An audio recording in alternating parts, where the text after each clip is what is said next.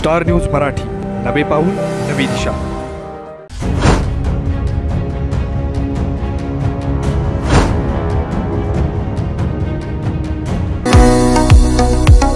आता दातांच्या दुखण्याचं टेन्शन सोडा।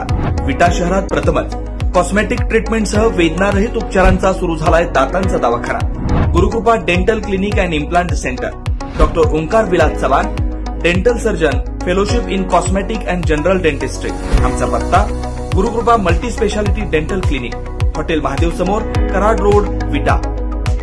तुम्हाला हाडांचा त्रास आहे, विटा सोडून उपचारासाठी बाहेर जायचा विचार करताय? मग आहे ना विट्यातील डॉक्टर अक्षय बापट यांचं श्रीकृपा ऑर्थोपेडिक हॉस्पिटल। आमच्या उपलब्ध सुविधा डिजिटल एक्सरे, सुसज्ज ऑपरेशन थिएटर, स्पोर्ट्स मेडिसिन, दुर्बिणीद्वारे सांध्याच्या व लिगामेंट शस्त्रक्रिया, जॉइंट रिप्लेसमेंट उपचार, फ्रॅक्चर, ऍक्सिडेंट वरील उपचार व शस्त्रक्रिया, मणक्याचे आजार, physiotherapy, special, semi special general room, cashless insurance सेवा उपलब्ध। तसेच डॉक्टर स्नेहा बापट यांचे श्रीकृपा होमिओपॅथिक क्लिनिक हे। आमचा पत्ता श्रीकृपा ऑर्थोपेडिक हॉस्पिटल, विटा। आज वैभव पाटील यांनी पत्रकार परिषद घेऊन आपलं म्हणणं मांडल्यानंतर आटपाडीचे नेते संभाजी शेठ पाटील हे चर्चेत आलेले आहेत। खरं तर पारे हे गाव त्यांची सासरवाडी आहे आणि याच ठिकाणी त्यांना त्यांच्या घरातील देखील मतं पडली नाहीत असा आरोप वैभव पाटील यांनी केला होता। आणि त्याच अनुषंगानं आज आपल्यासोबत संभाजी शेठ पाटील आहेत, जे आपलं म्हणणं मांडण्यासाठी या ठिकाणी आलेले आहेत। खरं तर आज वैभव पाटील यांची पत्रकार परिषद झाली आणि त्यांनी असं सांगितलं की तुमच्या सासरवाडी असणाऱ्या पारे गावात देखील तुमच्या सासऱ्याचं मत तुम्हाला पडलं नाही। नेमकं काय घडलं हे सांगण्यासाठी तुम्ही इथं आलात, काय सांगाल? वैभव दादा जे बोलले ते अगदी तंतोतंत खरं आहे। पाऱ्यामध्ये 3 भूत लागलेले होते। तिन्ही भूतवरती पाऱ्यामध्ये आमचा गलाई बांधव फार मोठा आहे आणि माझ्या पाठीशी गलाई बांधव संपूर्ण ताकदीने उभा राहिला होता। या 2 बूथवरती मी 0 मतदान आहे मला, आणि एका बूथवरती मला 4 मतदान आहे। माझ्या सासूचं, सासऱ्याचं, चुलत सासऱ्याचं, मेहुण्याचं, चुलत सासूचं असं मिळून मला एक 5 ते 10 मतदान माझ्या घरातलं होतं। चुलत मेहुणा सोडून द्या, त्यांचं मतदान धरलं ते मला मतदान करण्यासाठी गुजरातवरून आले होते। त्यांचं मतदान कुठे दिसलेलं नाही। मग इथं काहीतरी गपला झालेला दिसतो। या लोकांनी आमच्यासारख्या सर्वसामान्य तरुणांना, लढणाऱ्या तरुणांना, समाजसेवा करणाऱ्यांना संपवण्याचा प्रयत्न केला जातोय। याच्यासाठी आम्ही सर्व अपक्ष उमेदवार लढा उभा करणार आहे आणि संपूर्ण ताकदीनं या कोण निवडून आले त्यांना धडा शिकवणार आहे।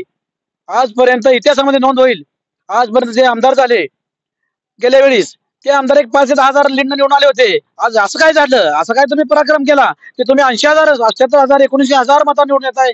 असं काय तुम्ही केलं? लाडक्या बहिणी एक 42,000 आहेत, ठीक आहे, 42,000 मतदान घ्या लाडक्या बहिणीचं।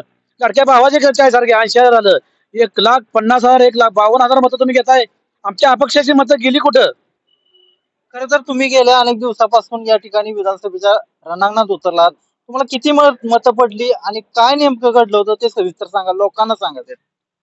मी माझ्या तोंडाने सांगण्यापेक्षा तुम्ही पत्रकार आहात, तुम्ही काय करा, 286 मतदारसंघामध्ये प्रत्येक गावात जाऊन सर्वे करा। हा संभाजी पाटलाला जास्तीत जास्त मतदान होणार आहे, जे जिंकले नाही त्याच्याची माझी टक्कर होणार होती। पण ह्या लोकांनी गपला करून काहीतरी मिशनमध्ये घोटाळा करून जिंकण्याचा प्रयत्न केला आहे। त्यासाठी मी या लोकांना एवढं सांगतो की असं निवडून कोणी आमदार होऊ शकत नाही। आम्ही सुद्धा आमदार होऊ शकलो असतो। तुम्हाला किती मतं अपेक्षित होती, किती पडली? कमीत कमी मी घरात बसून न प्रचार करता मला 25,000 मतदानाची अपेक्षा होती। तेवढी जर न मिळाल तर 10,000 तरी मला मतदान मिळायला पाहिजे। आणि 500 मतदान मला मिळतंय। प्रत्येक वार्डामध्ये, प्रत्येक बूथवरती माझा माणूस होता, मला प्रत्येकाने मतदान केलंय आहे। तुम्हाला 01, 02, 03 त्याच्यावरती मला मतदान मिळालं नाही। माझ्या मायभूमीमध्ये मी ज्या ठिकाणी शाळा शिकलो, लहानाचं मोठं झालो, इथं माझी मायबाप, मी समाजसेवा गेली 10-15 वर्ष करतोय, त्या लोकांनी मला मतदान केलेलं आहे। पण ह्या लोकांनी ईव्हीएम मिशन मध्ये घोटाळा करून हे आमचं मतदान हिरावून घेतलेलं आहे। याचा मी जाहीर निषेध व्यक्त करतो। खरं तर 14 उमेदवार होते, नोटा पण त्यामध्ये होत्या। नोटाला या ठिकाणी मतदान कमी, पण काही यांना उमेदवारांना जास्त, म्हणजे अपेक्षेपेक्षा जास्त मतदान पडलंय। यावर तुमचा काय आक्षेप आहे का? 100% आक्षेप आहे। नोटाला मतदान कमीच पडलंय, आम्हालाही कमीच पडले कोणाला तर एकालाच पडलंय। एकतर्फी निवडणूक झाल्या, काय केलंय? गाव का बच्चा जानता है, ते कैसे हुआ? हे कसं होऊ शकतंय सांगा तुम्ही? ज्या छडीला नाडी बांधता, नाडीची छड्डी काय ती नाडी बांधतात नाही, तो मुलगा सुद्धा सांगू शकेल? शक्य नाहीच। अहो, तुमच्या जो आमदार होते गेले त्यांना जमलं नाही। या सदाभाऊनी आणि अनिल भाऊच्या दोघांमध्ये 5 ते 10 हजाराचा डिफरंट होता। अजून सुद्धा सर्व पत्रकार बांधव गावागावात चर्चा होती ह्या वैभव दादांची आणि सुहास भाईंची काटेची टक्कर होणार आहे। असं काय तुम्ही पराक्रम गाजवला ते तुम्ही एकदम 80,000 मतांनी निवडून आला. अरे आमची मतं कुठे गेली? आमच्या अपक्षाची सर्वांना 10 कमीत कमी प्रत्येक अपक्ष उमेदवाराला 10 ते 10,000 मतांनी पडलंच पाहिजे. कारण त्यांचं काम बोलतंय. मी स्वतः समाजसेवा करतोय, रात्रंदिवस समाजसेवा करतोय. माझी मतं आहे ती, माझ्या पै पाहुण्याची मतं, माझ्या गलाई बांधवाची मतं झाली तरी कमीत कमी 10,000 मतं मला डोळं झाकून मिळणार होती. ही मतं गेली कुठं?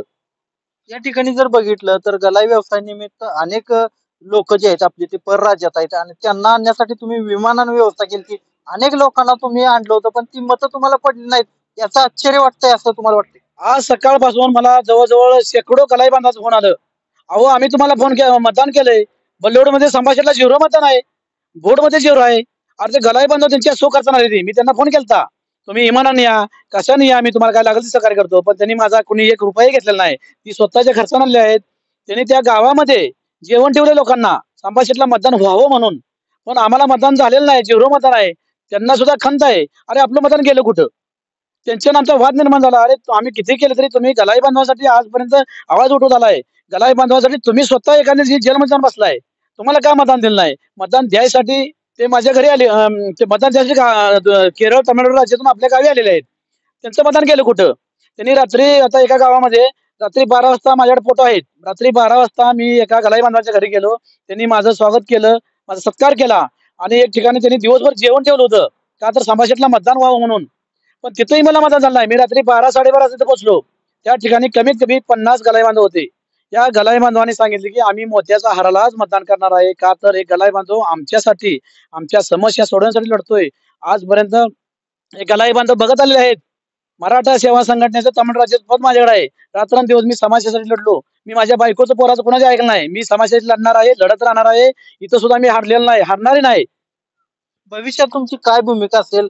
निवडणूक आयोगाकडे तक्रार करणार आहात? काय नेमकं तुमचं पुढचं भविष्यामध्ये ज्यांनी ही गद्दारी केली, ज्यांनी ही निवडणूक लोकशाही धोक्यात आणली, हुकुमशाही चालू केली, यांच्या विरोधात आमचा सर्व अपक्ष उमेदवारांचा आणि माझ्या सर्व मित्र परिवारांचा आटपाडी किंवा विटा या ठिकाणी आम्ही आंदोलन करणार आहे. लोकांना जागृत करणार आहे. आपली लोकशाही धोक्यात आहे. असं जर झालं तर उद्या कुणीही मतदान करणार नाही. मतदान करणारा पश्चाताप होतोय. आपली मतं गेली कुठं? आज आमच्या घरात, आमच्या मित्र परिवारात, आमच्या सहकार्यांची वाद चालू आहे. ते म्हणतात अरे आम्ही तुम्हाला मतदान केलंय. आमच्या बायका पोरा शपथ होतात. त्या वार्डातून मी तुम्हाला एवढं मतदान दिलंय, त्या वार्डातून मी तुला एवढं मतदान दिलंय. अरे मतं गेली कुठं?